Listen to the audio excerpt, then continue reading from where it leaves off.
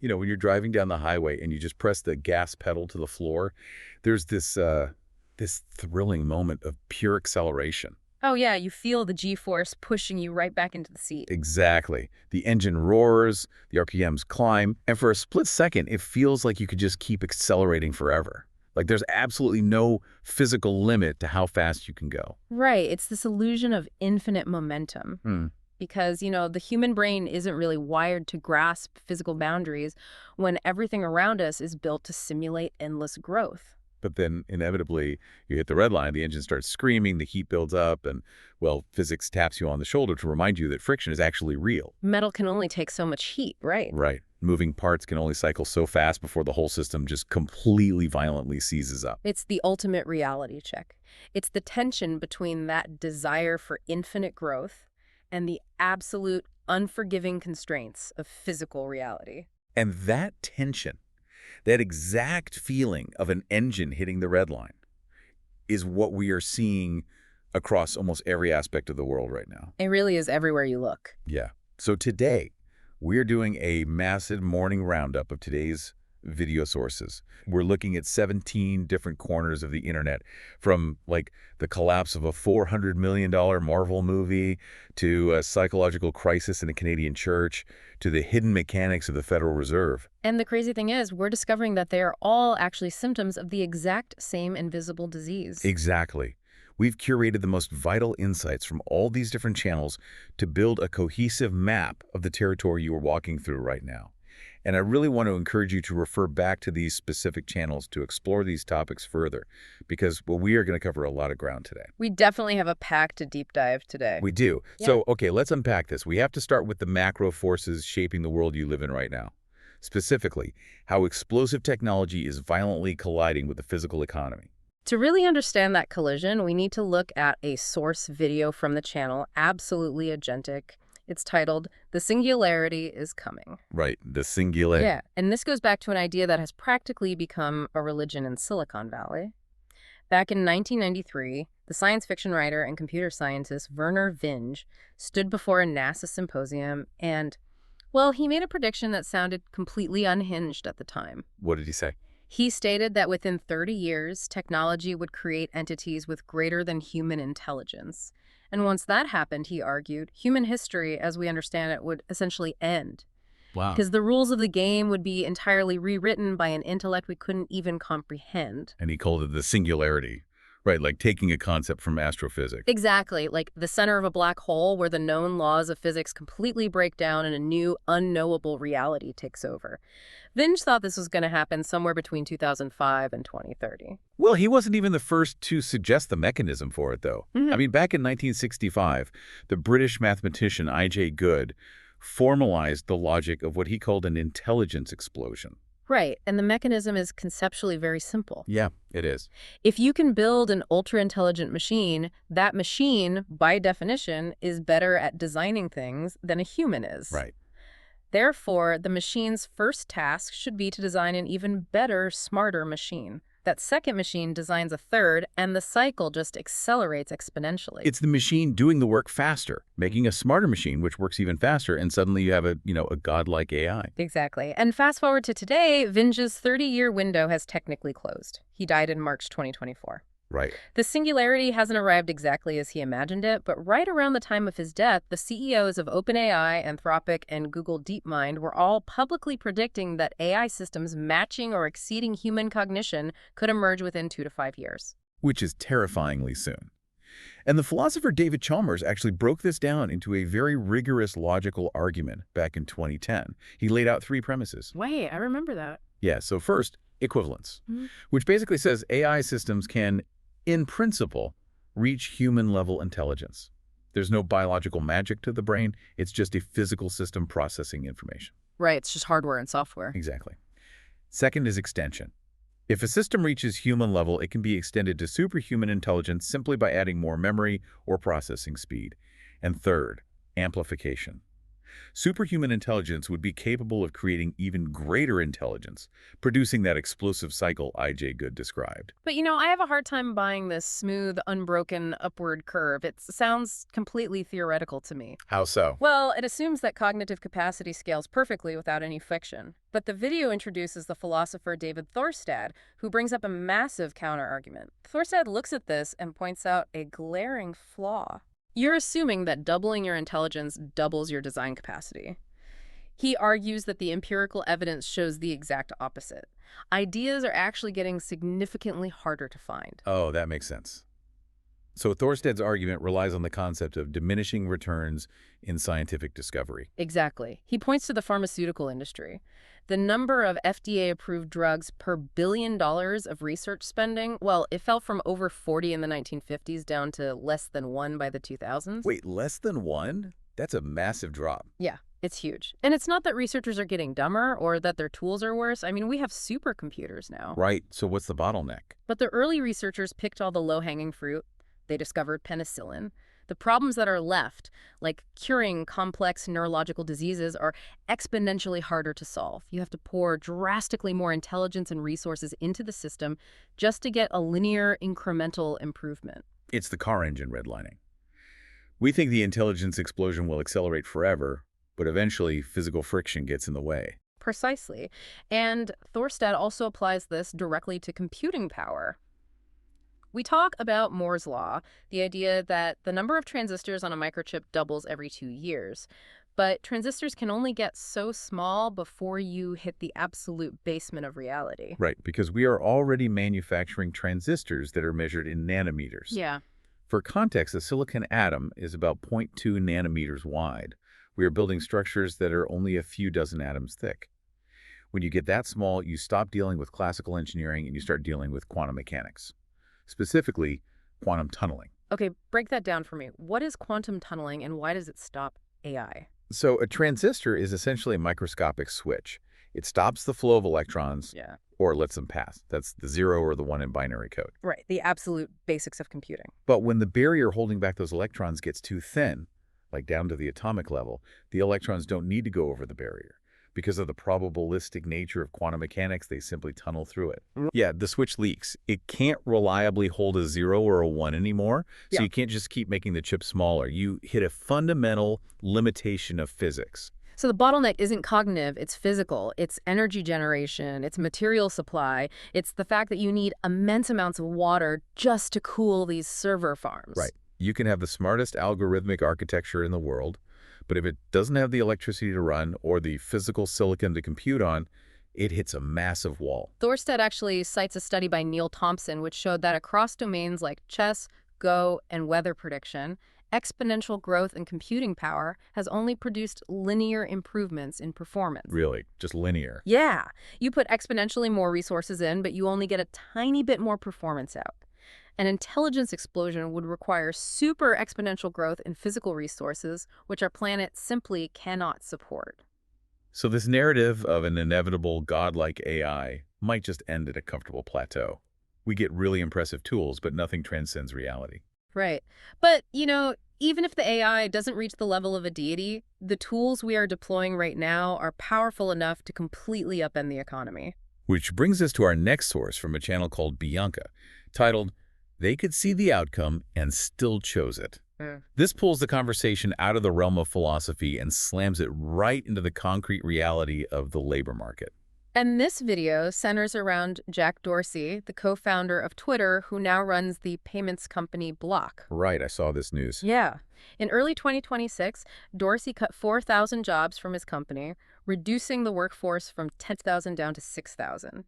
And he explicitly stated that AI tools can now handle the tasks those 4,000 people were doing. Wow. And shortly after, Oracle initiated a massive round of layoffs under similar pretenses. But what caught the creator Bianca's attention wasn't just the layoffs, it was Dorsey's specific phrasing. He claimed he wanted to make these cuts proactively. He said, and I quote, "I'd rather get there honestly and on our own terms than be forced into it reactively." He is openly acknowledging that mass AI automation is a trend every single company will inevitably follow. But if I pull back and look at the macro implications, I mean, if every major tech company, every logistics firm, every corporation fires 40% of their staff to replace them with algorithms, who is left to actually buy the products these companies are selling? That is the core paradox of modern automation.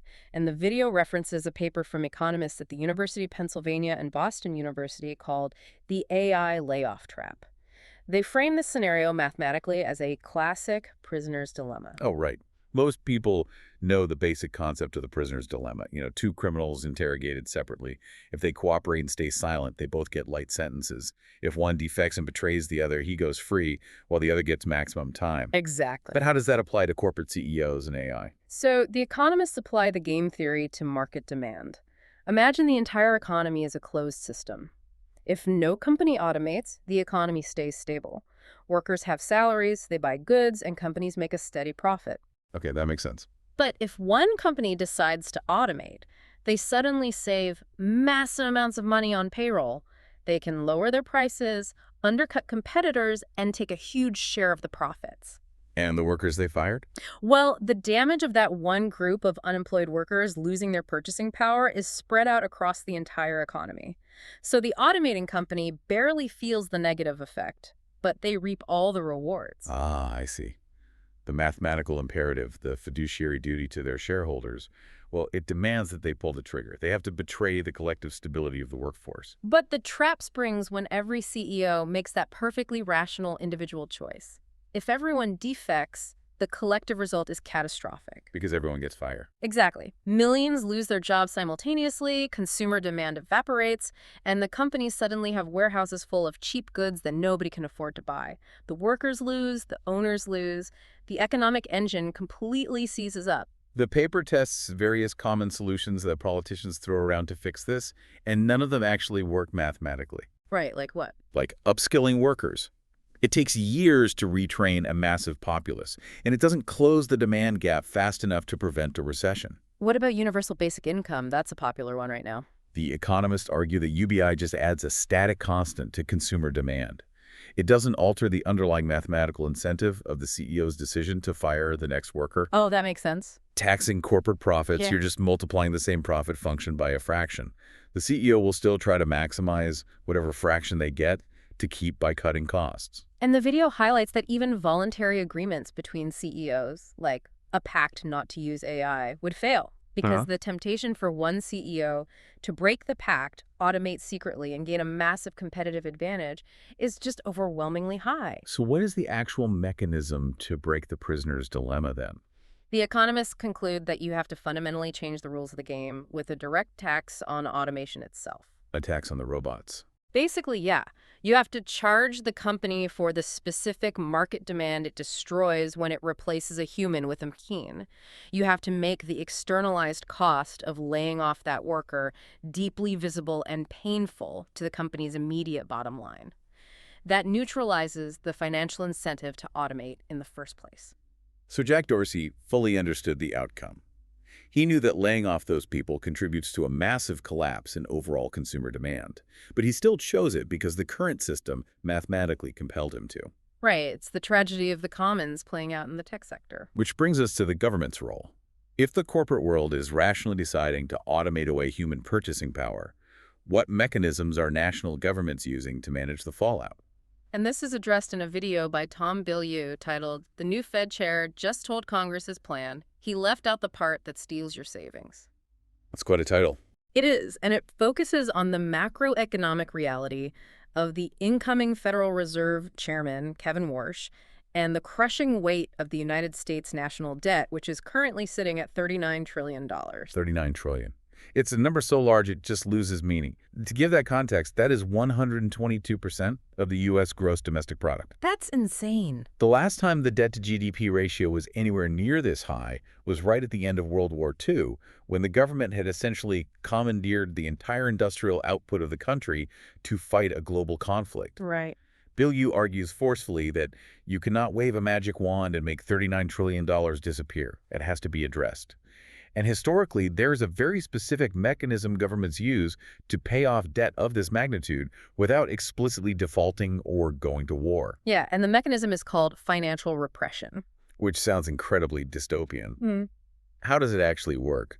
Bill calls it an invisible tax, but what are the actual mechanics? So, financial repression occurs when a central bank or government deliberately manipulates policy to keep interest rates below the true rate of inflation. Let's use a tangible example. Okay. Suppose inflation is running at 5%. That means the real cost of living, groceries, rent, energy, is increasing by 5% every year. Your money is losing purchasing power. Right, so things are getting more expensive. Exactly. To protect yourself, you put your money in a savings account or you buy a safe government bond.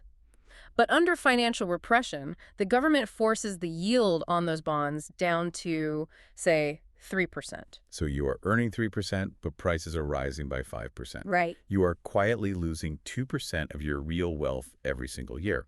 The number in your bank account is technically going up, giving you the illusion of safety, but the actual amount of goods you can buy with that money is relentlessly shrinking. Precisely. And Bilyeu points out that from 1945 to 1980, the United States ran this exact playbook to manage the WWII debt. Really? For that long? For 35 years, real interest rates were negative roughly two-thirds of the time.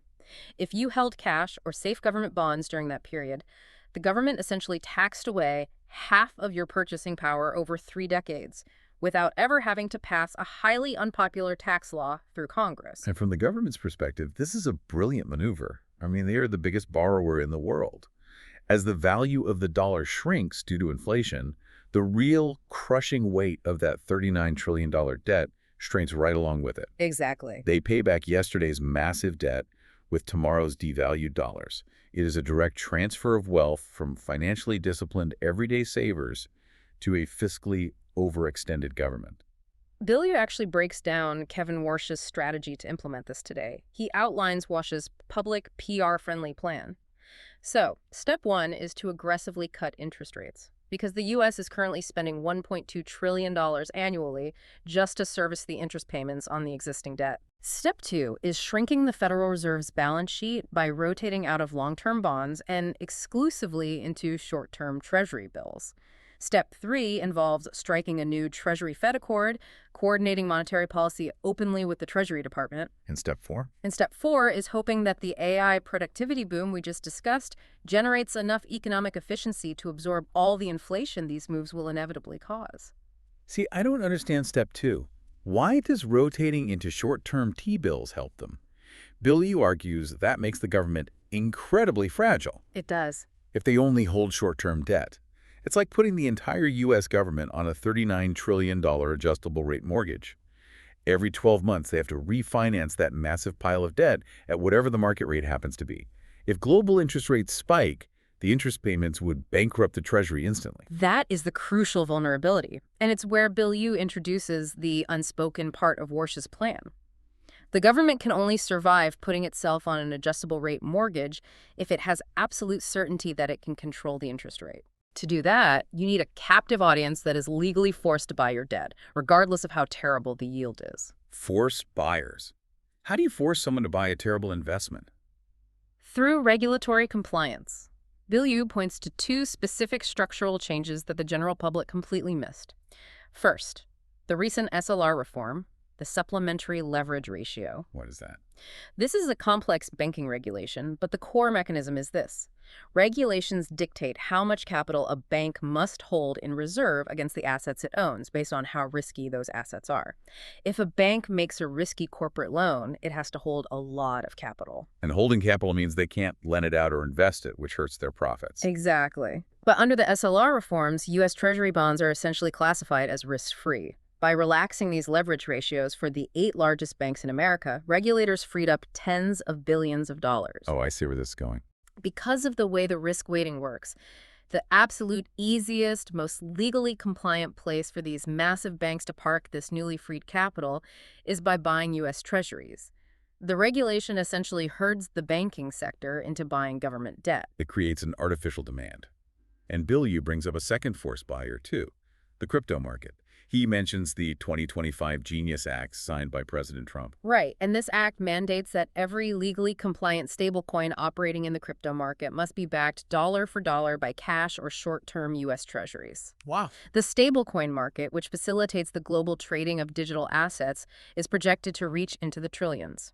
By law, the government has mandated that this massive, rapidly growing sector has to absorb U.S. government debt to operate legally. So the architecture for financial repression is completely in place. You have forced buyers locked in through the banking sector and the stablecoin sector. The Fed can cut rates, let inflation run hot to melt the debt, and when they need to issue more bonds, they have a legally captive audience forced to buy them, which keeps the yields artificially low. It is a masterful, invisible default. It really is. For anyone holding cash or relying on a fixed income, it is a guaranteed mathematical loss. The government is mechanistically weakening the currency to survive its debt trap. This environment drastically widens the wealth gap because those who own hard assets, real estate, productive businesses, certain commodities, they will see the nominal value of their assets rise alongside inflation. While those who only hold dollars will be slowly drained. Exactly.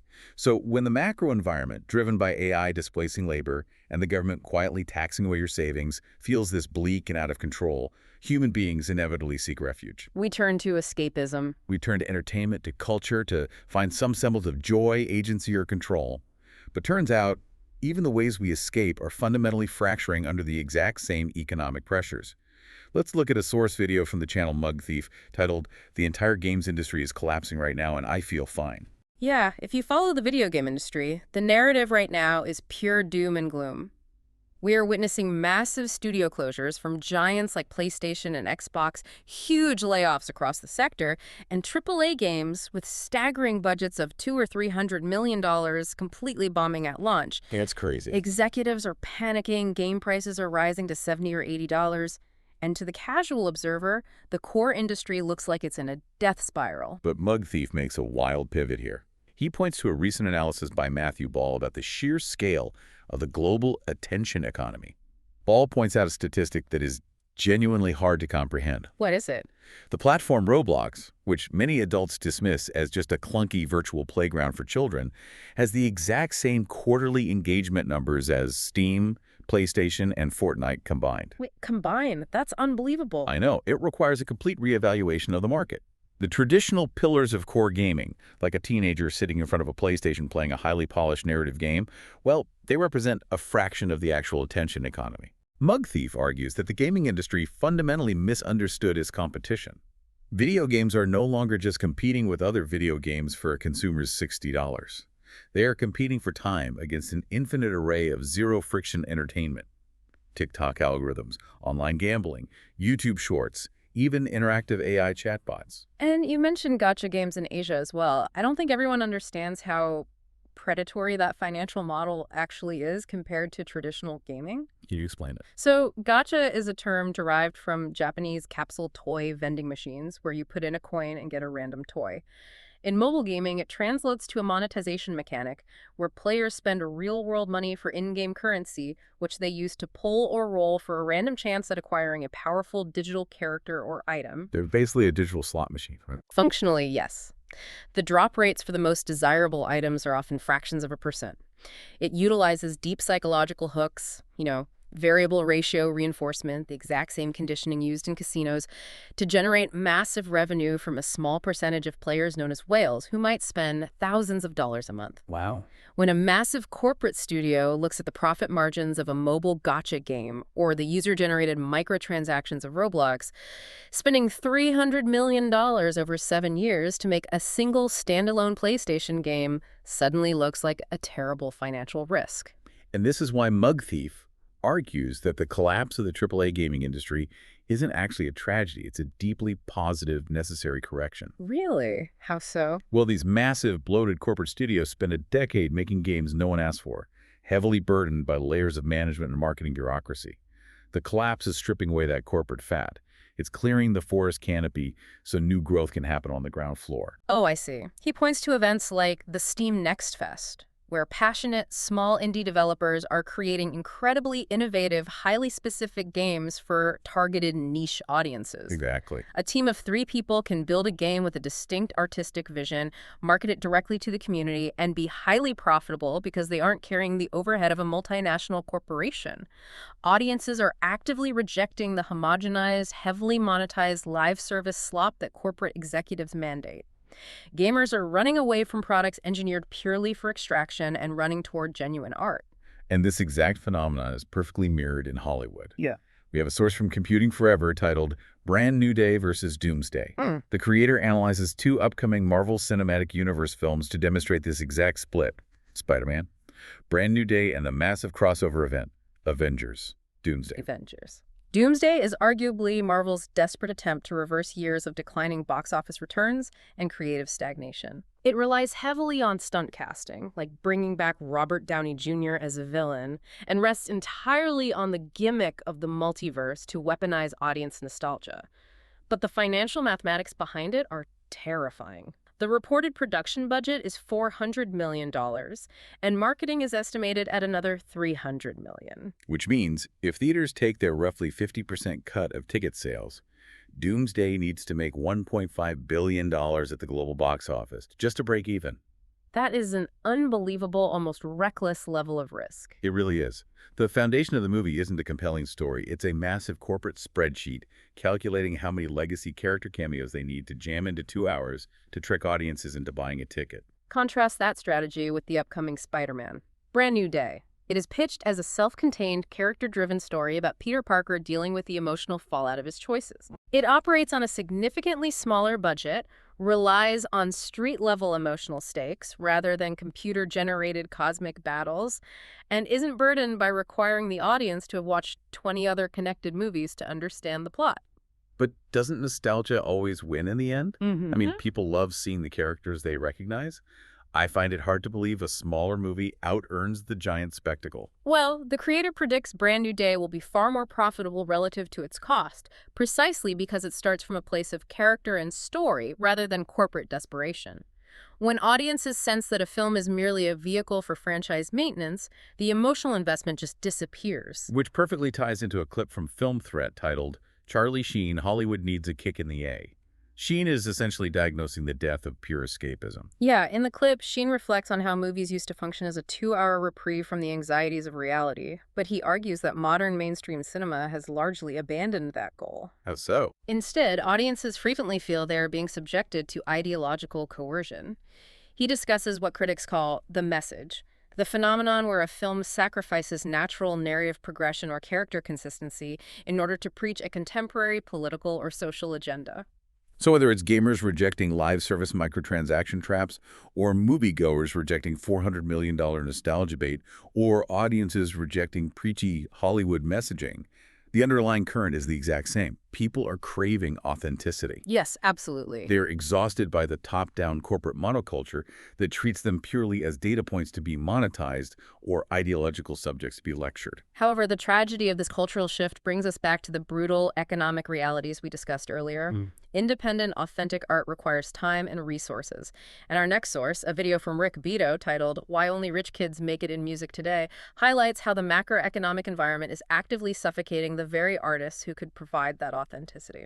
Beto points out a brutal, quantifiable reality about the modern music industry. If you look at the backgrounds of the most successful young musicians breaking into the industry today, almost all of them come from extremely wealthy families. Right. The barrier to entry has become insurmountable for the working class. Which seems counterintuitive because technology has made recording easier than ever. You can produce an album on a laptop. Yeah, exactly. But Beto explains that while the tools of creation are cheap, the cost of capturing attention in a fractured, infinite content world is astronomical. The streaming platforms pay fractions of a penny per play. Unless you have the capital to fund extensive social media marketing campaigns, pay for premium mixing and mastering, and survive years of earning virtually nothing from your art, you simply cannot compete. This takes me back to European history. Are we essentially reverting to the Renaissance era? How do you mean? Think about it. During the Renaissance, if you wanted to be an artist, you either had to be born into minor nobility or you had to secure a wealthy, aristocratic patron like the Medici family in Florence. They subsidized your existence, so you had the luxury of time to paint or compose without starving. That's a great comparison. The modern music industry basically requires your parents to act as your Medici patrons. If you don't have generational wealth subsidizing your rent, you have to get a corporate job, and the art dies. It's incredibly disheartening to realize how economic inequality is actively redlining cultural innovation.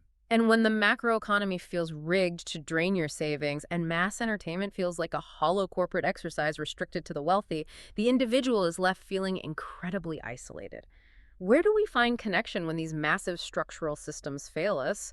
We have to look at the micro level. Right. We have to look at how we are relating to one another in our day-to-day lives, in our communities, and in our intimate relationships. So let's move into a deeply moving source from the channel Paul Vanderklay, featuring an interview titled, Who is Everett Vroon?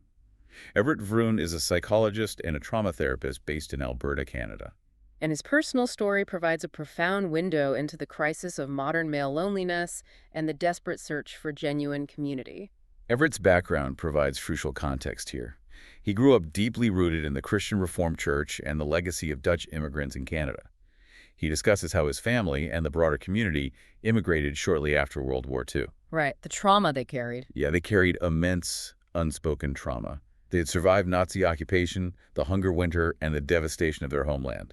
They arrived in a new country with absolutely nothing, and their primary directive was mere survival. He describes how that trauma manifested as a ruthless, almost brutal pragmatism. He calls it a scarcity mentality. The immigrant generation had to be incredibly emotionally resilient, tough as nails. But trauma doesn't just disappear. No, it morphs and passes down.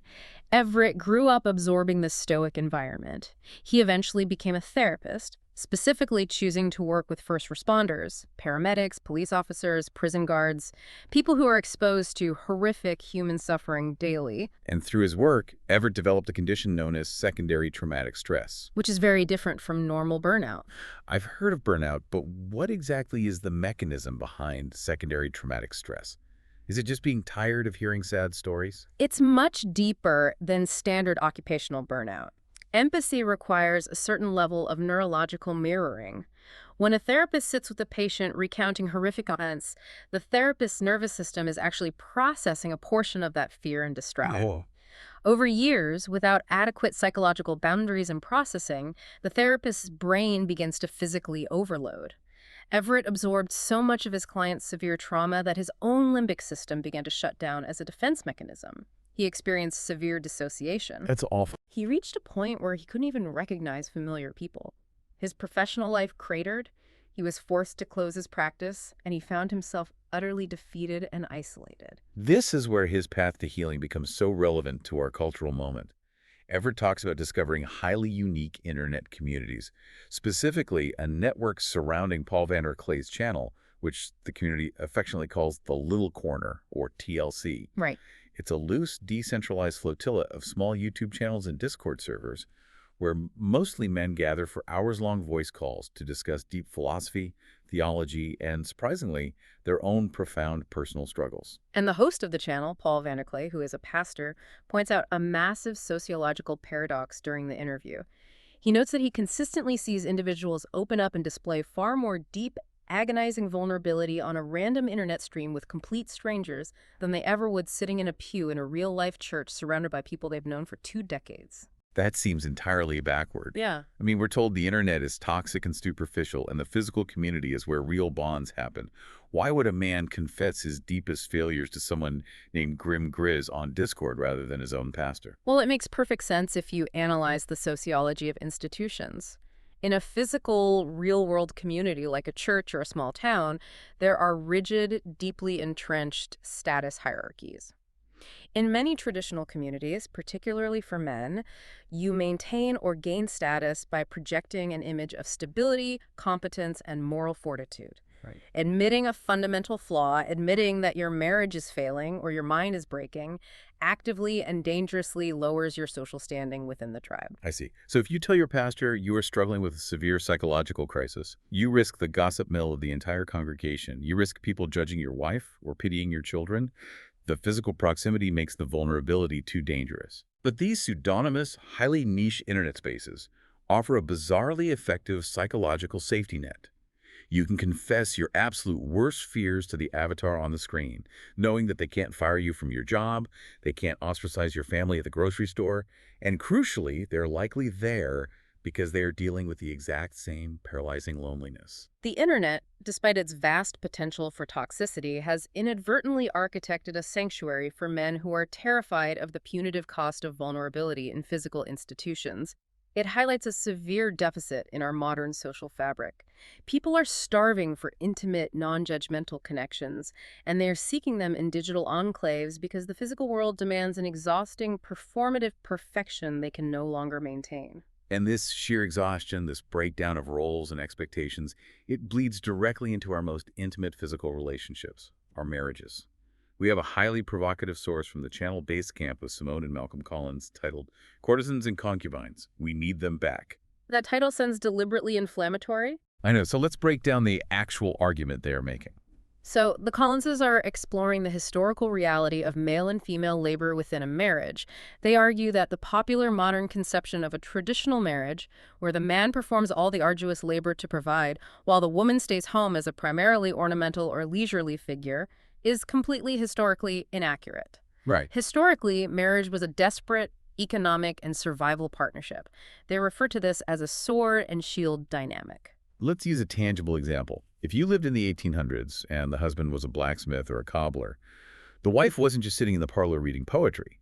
She was managing the financial books, she was sourcing raw materials, she was negotiating with vendors, and she was likely working the agricultural fields alongside him, which is incredibly grueling physical labor. Exactly. The wife was an indispensable, active, load-bearing pillar of the family's shared economic objective. They define this as a true wife. But they argue that modern affluent culture has completely lost this script. This is where they introduce the historical concept of the courtesan or concubine. And it is critical to clarify that they are not advocating for actual promiscuity, infidelity, or polygamy. They are utilizing the strictly historical economic definition of a courtesan to categorize a specific type of modern relationship dynamic. The word concubine carries incredibly heavy, usually misogynistic baggage. How are they defining it economically? Historically, a courtesan or concubine was a woman who was maintained by a wealthy man for entertainment, pleasure, and social status. Crucially, she did not contribute substantial intellectual, physical, or forward-moving labor to the family's core enterprise. She extracted resources from the man's labor, but she did not build the empire alongside him. And here is the haymaker they throw at modern relationship culture. They argue that many modern individuals, both men and women, frankly, who desire the trendy, soft life aesthetic, are actually striving to be unpaid courtesans. They want the security of being taken care of, they want to exist as an ornamental presence, and they often want to take whatever income they do earn and use it purely for their own discretionary fun, while treating their partner's income as the burden-bearing family money. The Collinses assert that if a partner is purely ornamental, consuming resources without sharing the burden of production, they are not functioning as a wife or husband in the historical survival-based sense. They are functioning as a concubine. They argue we need to renormalize this stark terminology because it clarifies expectations. It definitely forces the issue. If you want a partner who just sits around playing video games all day or spending money on endless brunches, you need to understand that you're taking on the massive financial burden of keeping an entertainer. But if you want a marriage that can endure the brutal macroeconomic headwinds we discussed in the first segment, you need someone who shares your objective function. A partner actively maximizing the same values and goals, working tenaciously alongside you to advance the family's interests. It's a jarring framework, but it forces a necessary introspection. In your own relationships, are you operating as a load-bearing partner building a shared enterprise, or are you operating as a consumer, extracting resources for personal comfort? Because if the economic engine of society is truly seizing up, a family unit carrying the dead weight of an ornamental partner is going to sink rapidly. And this pervasive sense of sinking, the realization that the underlying structures of society are no longer supporting the average citizen, is precisely what is driving massive political shifts. Let's zoom out to the societal level with a video from Richard IV titled 5 Predictions for the UK Elections Today. I want to examine Richard's geopolitical observations regarding the UK local elections. He predicts a massive sweep for the Labour Party and a total collapse of the Conservative Party, what he terms the Uniparty. But his central thesis is fascinating. He argues that despite these massive historic swings in voting behavior, the whole event feels entirely hollow and underwhelming to the populace. Why is that? Because the larger, overarching neoliberal economic framework remains completely untouched, regardless of who wins. Richard defines modern voting in the West as mere containment politics. The argument suggests that the candidates presented to the public are pre-approved by a system that refuses to alter the fundamental trajectories of the country, whether that's regarding deindustrialization, massive financialization, or demographic shifts. Therefore, swapping the red rosette for the blue rosette feels meaningless to the average citizen on the ground. He paints this incredibly bleak physical picture of walking into a local supermarket in what he calls a nowhere town in England. He describes a palpable, heavy spiritual decay settling over the community. The infrastructure is crumbling, the social trust is gone, and the people look exhausted. And he contrasts this quiet physical desperation with the screaming hyperpolarization you see online. You have new populist parties like Reform UK trying to harness the anger of the nowhere towns, and you have the Green Party running on highly performative middle-class moralism. But Richard argues that none of these factions are equipped to address the deep, underlying metaphysical crisis of modernity. The political system isn't trying to fix the engine, it's just managing the decline. Exactly. The conclusion drawn is that true, substantive change will not emerge from the ballot box. The elections are merely theater taking place within a landscape that is already fundamentally broken. The economic systems, the political machinations, the corporate media, they have all failed to provide a cohesive meaning or a hopeful vision for the future. Which brings us to the final, most profound section of our deep dive: theology, philosophy, and the human spirit. When the political system devolves into containment theater, when the economy is designed to slowly inflate away your life's labor, and when your entertainment is reduced to algorithmic extraction, where do you turn? Humanity inevitably turns upward. We turn to the deepest questions of existence, epistemology, and how we justify enduring the sheer tragedy of simply being alive. To explore this, we have to wade into some incredibly dense but immensely rewarding philosophical waters. Our next source is from Dyer Vault, titled Heated Debate: Atheist Weinmum Clashes Layer Dyer. This centers on a high-level debate about epistemology, the study of how we know what we know, and specifically the nature of God's mind. The atheist caller in this video attempts to corner J. Dyer with a classic philosophical trap regarding the definition of knowledge. In philosophy, human knowledge is typically defined as justified true belief. For example, I believe it is raining outside. It happens to actually be true that it is raining. And my justification is that I'm looking out the window and seeing the waterfall. I have a justified true belief. The caller argues that if God doesn't possess justified true belief, then God fundamentally doesn't possess knowledge. It is a clever trap, but Dyer systematically dismantles it using medieval theories of predication. To understand his defense, we have to understand how language functions when we apply human concepts to a divine being. The caller's trap relies entirely on an assumption called univocal predication. Let's define that clearly. What does univocal predication mean in this context? Univocal means speaking with one voice, or using a word to mean the exact same thing across different contexts. If I say a bat is an animal and a dog is an animal, the word animal means the exact same thing. The caller is assuming that when we say God knows something, the word knows operates exactly the same way it does when a human knows something. Right. The caller is imagining God as just a super smart human sitting on a cloud, a being who has to go to a cosmic library, learn a new fact, and then find a logical justification to prove that fact is true. But Dyer points out that Orthodox theology completely rejects this. Theology uses analogical predication. Analogical predication means there is a proportional likeness, an analogy, between two things, but they possess the quality in fundamentally different ways. Think of health. If I say a healthy diet and a healthy dog, the word healthy is related, but different.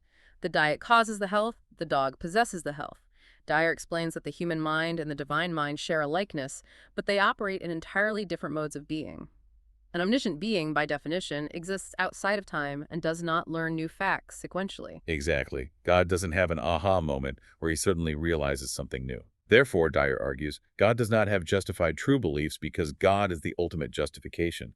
God is the self-referencing standard of truth. Asking God to justify the laws of logic is a category error because the laws of logic are merely a reflection of the divine mind itself. Dyer essentially tells the caller that her question is nonsensical. It's akin to asking, how fast does the number 2 smell? It sounds like a profound grammatical sentence, but it fundamentally misunderstands the nature of the subject. It's a brilliant defense that protects the absolute transcendence of God. You cannot shrink God down and trap him inside a human sequential epistemological framework. This intense debate over how God communicates truth continues in our next source from the channel Shameless Popery, titled, "This Brand New Sola Scriptura Argument Surprised Me." Here, the Catholic apologist Joe Heschmeyer is responding to a new philosophical argument put forward by a Protestant philosopher, Dr. Christopher Clauses. Dr. Claus's attempts to logically prove the Protestant doctrine of sola scriptura, the belief that the Bible alone is the sole, ultimate, and sufficient infallible authority for Christian faith. Clauses argues that because God is a perfect, flawless communicator, his chosen method of communication, the written scriptures, must be entirely sufficient, perfectly clear, and completely self-authenticating in all possible worlds. The logic seems sound at first glance. If God is perfect, he wouldn't leave a confusing, ambiguous text that requires outside help to understand. The book itself must contain every single thing we need, perfectly laid out. But Heschmeyer steps in and completely reframes the premise. He asks, what is the actual definition of a perfect, wise communicator? I want to throw an analogy in here because this clicked perfectly for me. Imagine you are a brilliant physics professor and you have a 5-year-old child in kindergarten. You want that child to eventually understand the complexities of quantum physics. Do you, as a perfect teacher, hand that 5-year-old a college-level physics textbook, pat them on the head, and walk away, saying everything you need to know is in the book? Of course not. That would be an abysmal failure of communication. Yeah. A truly wise communicator does not dump the entirety of their knowledge at once. They portion out information according to the specific capacity and maturity of the receiver. And Heschmeyer points out that Jesus explicitly operated this way. He cites the Gospel of John at the Last Supper, where Jesus looks at his closest apostles and says, "I have yet many things to say to you, but you cannot bear them now." Jesus is literally telling them that the information they possess is incomplete. Not because the truth is lacking, but because the audience isn't ready to receive it. Heschmeyer argues that God's perfect communication is pedagogical. It involves time, unfolding tradition, and the living guidance of the Holy Spirit, not just dropping an exhaustive encyclopedic rulebook from the sky. Right. The Bible is entirely sufficient for the specific purpose God intended it for, but if you demand it be a comprehensive, logically enclosed, self-authenticating manual for every single doctrinal dispute, you are demanding it be something the divine author never designed it to be. It's this fascinating tension. We constantly crave neat, logical, perfectly enclosed systems, whether in AI, economics, or theology, but the reality of human limitation is always messy. And this exact tension between our spiritual ideals and our exhausting human limitations brings us to a beautiful piece of practical advice from our next source, Scholastic Answers, discussing the Catholic theology of praying less. The video examines a letter written in the year 412 AD by St. Augustine to a wealthy Roman widow named Proba. Rome had recently been sacked, Proba had fled for her life, and she wrote to Augustine asking for guidance on how to pray properly amidst the chaos. Wow, quite the context. Augustine had to help her reconcile two seemingly contradictory biblical commands. The Apostle Paul demanding that we pray without ceasing, and Jesus warning his followers, do not heap up empty phrases as the Gentiles do. I've always wondered about that contradiction. Yeah. How are you supposed to pray continuously without eventually just babbling on forever? St. Thomas Aquinas later clarified Augustine's advice by drawing a vital distinction between the desire to pray and the act, or the physical words, of prayer. The desire to pray, which is fueled by a deep charity and a longing for connection with God, should indeed be continuous. It should serve as the quiet underlying current beneath everything you do. If you perform your daily duties out of love, that action is, in essence, a continuation of that prayerful desire. But the actual vocal words of prayer, Augustine warns that those should be kept incredibly short. Because human beings are physically and mentally weak. We get tired, our minds wander, we get distracted by our anxieties. Yeah, that's very true. Augustine recognized a profound psychological truth. If we try to force ourselves to pray verbally for hours on end, the genuine flame of our devotion actually cools down and turns into weary, resentful aversion. We start hating the act of prayer. To prevent this burnout, Augustine recommends the practice of the Desert Fathers. Ejaculatory prayers. These are extremely brief, frequent prayers tossed up rapidly throughout the day like little darts. A quick Lord have mercy when you feel anxious, or a thanks be to God when something goes right. The sole purpose of the words is simply to fan the flame of the continuous internal desire before it burns out. Augustine says the length of your vocal prayer should only last exactly as long as your fervent devotion lasts. For a beginner, your genuine attention span might only be 2 minutes. The very second it morphs into tedious, distracted babbling, you are doing it wrong and you should stop. It is such a deeply merciful, practical approach to the human condition. It acknowledges our neurological limits instead of demanding we act like tireless spiritual superheroes. And before we get to our final anchoring source, we need to weave through three fascinating historical and theological observations that add incredible color to this discussion. First, from the channel Elephants in Rooms by Ken LaCorte. He explores the historical shift in sexual ethics from the Roman Empire to Christian Europe. LaCourte points out that we often fundamentally misunderstand Roman morality. They didn't have our modern concepts of sexuality. Their morality was entirely status-based. What mattered wasn't the gender of the participants, but who held the dominant, penetrating role, and who was forced into the submissive role, which was strictly dictated by class, citizenship, and power. Exactly. Christianity introduced a radical, completely alien shift, a moral law based on the act itself and the concept of sin, leveling the playing field where the emperor was held to the same moral standard as the slave. LaCourte uses this to issue a strong warning against modern historians projecting 21st century political agendas onto ambiguous ancient artifacts. He discusses a tomb discovered in Egypt in the 1960s depicting two men embracing. Modern commentators immediately rushed to label it as definitive proof of modern homosexuality in antiquity. What's his issue with that? Well, LaCourte argues this is historical colonization, ignoring the vastly different cultural norms of ancient brotherhood and familial affection to force the past to validate the present. It's a great reminder not to colonize the past. Next, I want to highlight the channel Jake W., who did an incredibly thorough deep dive into the Book of Watchers, an ancient Jewish apocalyptic text. He uncovers how deeply saturated these ancient texts are, with complex linguistic puns and wordplay that are entirely lost in English translation. It's fascinating stuff. But more importantly, he explores how the rich, terrifying alien mythology of angels in these texts, beings of fire, wheels, and countless eyes, has inspired incredible modern artistic movements, specifically praising the Angelarium project for recapturing the awe of the divine. And finally, a brief but stunning meditation from the channel Tell Us Bound. They offer a philosophical reflection on the Genesis narrative of the creation of Eve. The creator argues that the true ultimate meaning of any gift is ultimately determined by the one who receives it. Adam is placed in paradise, but it is incomplete. Eve, as the ultimate receiver of God's gift of humanity, companionship, and creation, is the one who retrospectively imbues the entire story with its profound meaning. Without the receiver, the gift is inert. Those are brilliant flashes of insight into how we derive meaning. But now I want to pull all of these disparate threads together with our final source. We have talked about some incredibly heavy, dark realities today. We discussed the mathematics of AI wiping out human labor, the government quietly draining your life savings through financial repression, the collapse of authentic culture into corporate nostalgia, and the profound, isolating loneliness of the modern individual.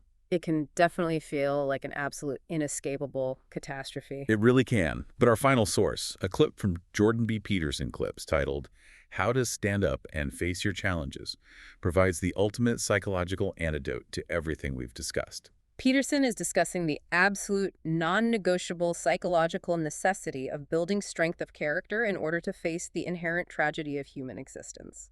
He posits that the world is, by its very nature, an onslaught.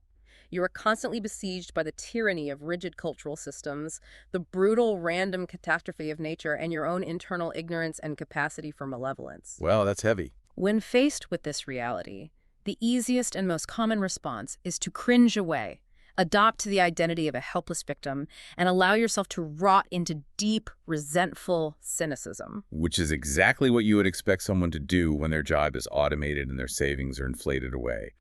But Peterson says there is an alternative. You can turn around, face the absolute worst the world has to offer, and say, bring it on. Because, he argues, there is fundamentally more to human consciousness than there is to the catastrophe of life. To prove this, Peterson talks about the necessity of studying the darkest, most horrifying parts of human history. He specifically mentions reading the book Ordinary Men by Christopher Browning. The book details how a battalion of completely normal, middle-aged police officers in Poland during World War II were systematically trained to commit horrific, unimaginable atrocities, marching innocent people into the woods and executing them point blank. I have a hard time wrapping my head around that. We always want to believe the perpetrators of history's worst crimes were monsters, completely separate from us. That is the comforting lie we tell ourselves. Peterson realized that the capacity for profound, unspeakable evil is wired into the very architecture of the human brain. It is inside all of us. He argues that you have to undergo the terrifying process of integrating the knowledge of your own potential for malevolence. Only when you truly understand that you are capable of being the monster can you consciously, voluntarily choose not to be. That integration is what gives you the actual grounded courage to stand your ground and say no when tyranny demands your compliance. It's an alchemical concept, isn't it? Yeah. What you most need to find is hidden where you least want to look. If you have the courage to look into the absolute darkest corners of human nature and into the abyss of your own soul, you find the strength required to set the world right. And Peterson doesn't leave this as high-level abstract philosophy. He grounds it in a deeply moving, excruciatingly personal story about his own father-in-law. Peterson's mother-in-law developed prefrontal temporal dementia. This is not just a gentle forgetting of names. It is a horrifying, slow, relentless, degenerative neurological disease that strips away a person's personality, their dignity, and their physical autonomy. Her husband, Peterson's father-in-law, was historically a boisterous, life-of-the-party kind of man in their small Alberta town. When the diagnosis came, the entire family structure was threatened with absolute devastation. But the father-in-law didn't run away. He didn't outsource the suffering, and he didn't allow himself to be consumed by bitterness at the sheer unfairness of it all. For 15 years, as his wife slowly, agonizingly lost her mind and her physical faculties, he cheerfully, patiently, and nobly cared for her. He stayed by her side, feeding her, cleaning her, until he literally, biologically, wasn't physically strong enough to lift her out of her chair anymore. Peterson emphasizes the crucial psychological outcome of this choice. Because the father-in-law, and subsequently the rest of the family, chose to take on this unbelievable, crushing tragedy voluntarily without harboring resentment, the situation did not degenerate into a living hell. It was an objective tragedy, yes. But through their voluntary sacrifice, they extracted profound light from the darkness.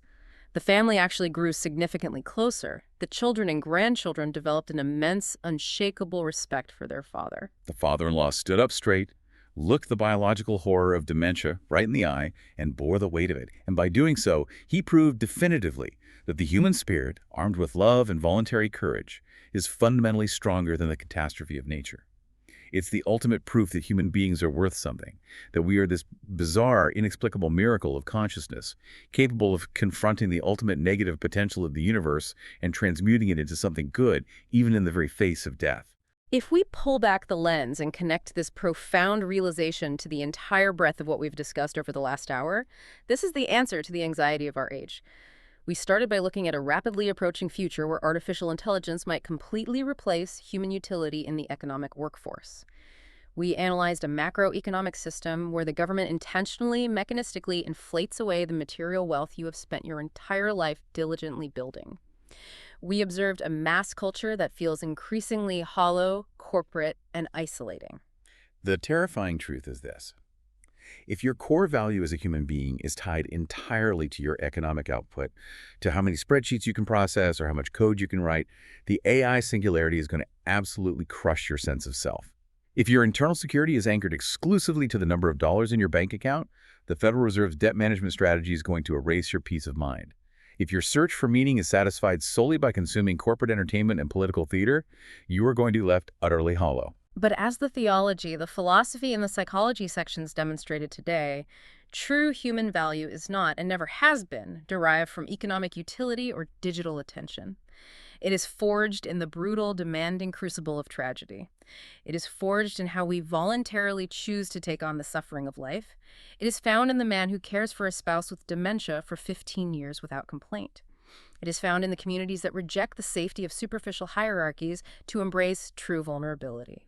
Which leaves us with one final, deeply uncomfortable but vital question to consider.